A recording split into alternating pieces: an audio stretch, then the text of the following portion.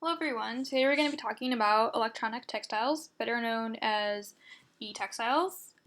So electronic textiles they're generally in a lot of sportswear, healthcare, and military-based items, and one of the key goals is to make them as invisible as possible, and it's really helped that electronics keep getting smaller and smaller.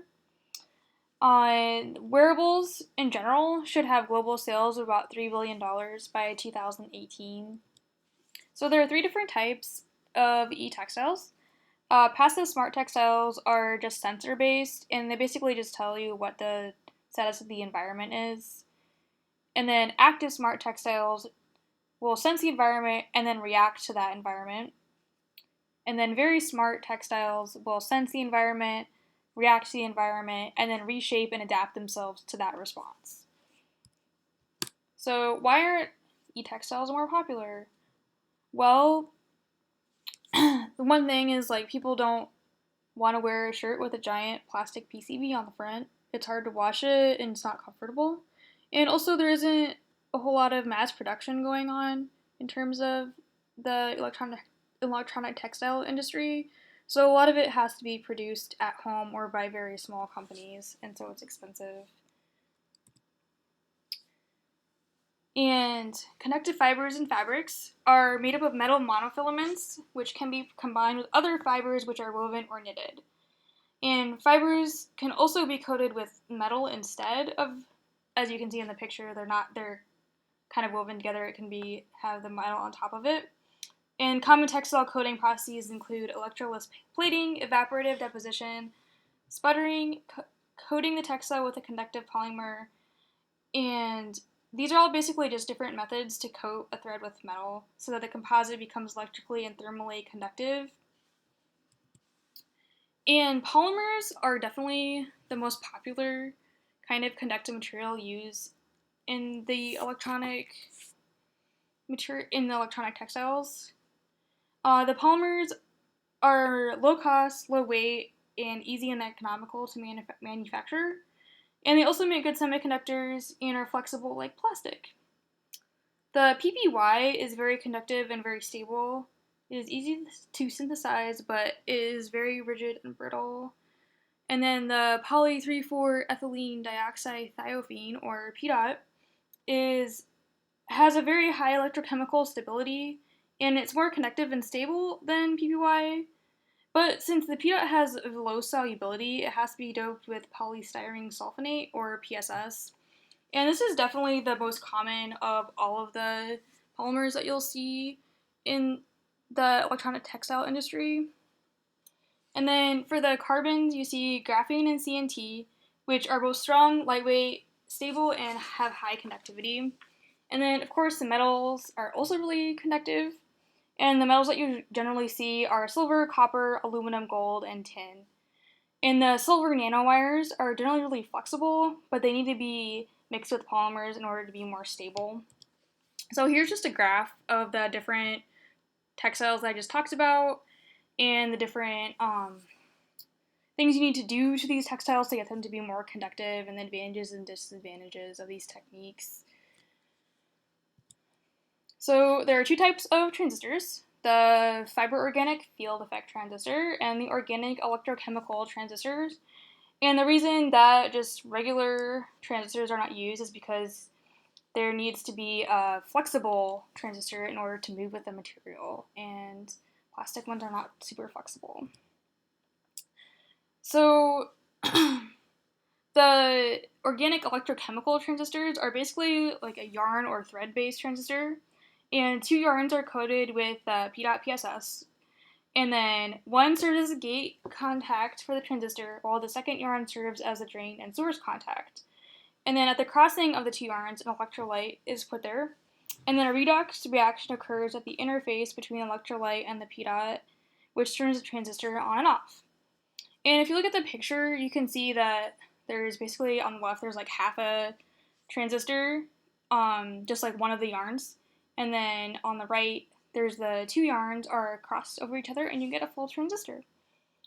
And so because of this, it's a symmetrical design, and then any connection point on the thread can serve as the gate, source, or drain, And then you can put more than one transistor, or as many as you want really, onto one piece of thread. So this also means that the coated monofilaments are consistent in length enough that they can be made into resistors.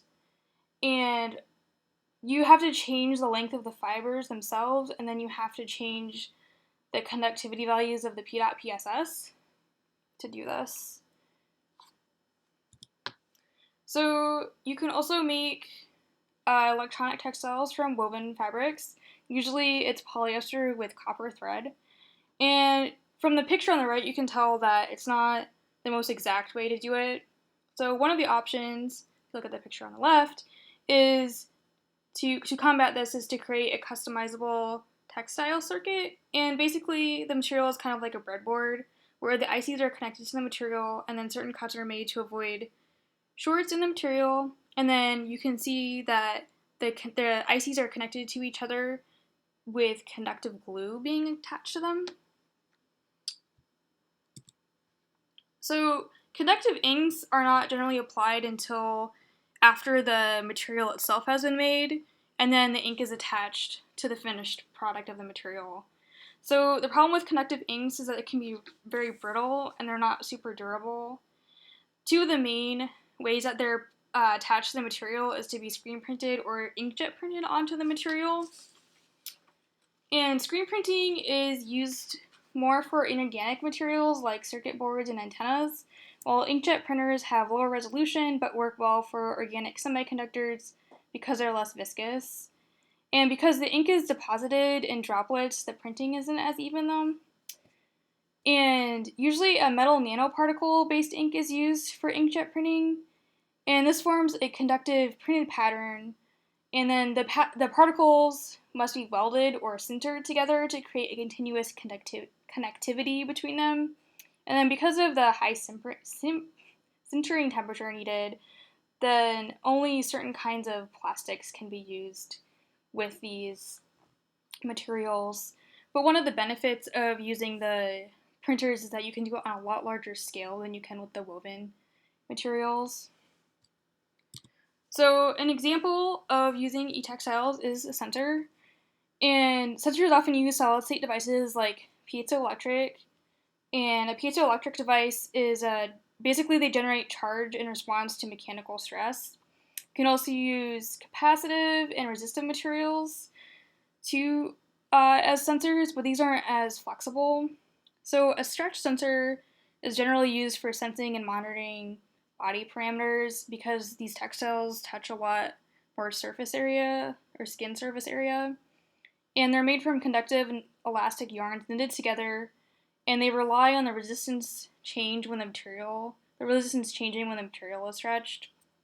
And then the pressure sensors use piezoelectric resonance frequency changes when the pressure is applied or the capacitance varies.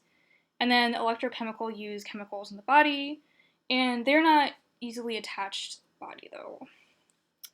So, some other ideas are portable power supply systems. And one of the reasons wearable technology has been really limited is because it needs power, and a lot of times people don't want to just have to deal with battery power and stuff like that. So people have been trying to come up with other ideas to generate power, such as using the user's body movement, photovoltaics, and the screen printed battery. And then a planar fashionable circuit board is basically just a soft, flexible PCB, which is made of woven fabric with silk screened electrodes.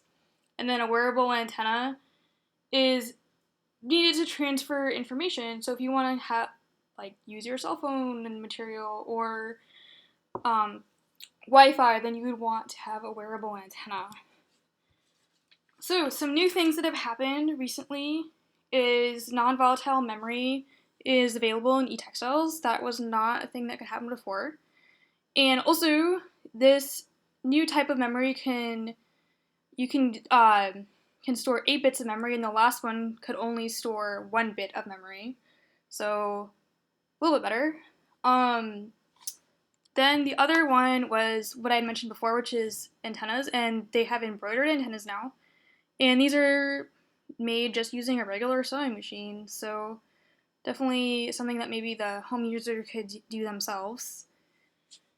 And then, in conclusion, there's a lot of different things you can do with e-textiles to make them, but one of the really big reasons that there haven't been more e-textiles coming out is because they're just not being manufactured. A big problem is that electronics companies know a lot about electronics, but not about manufacturing materials, and companies don't know a lot about electronics.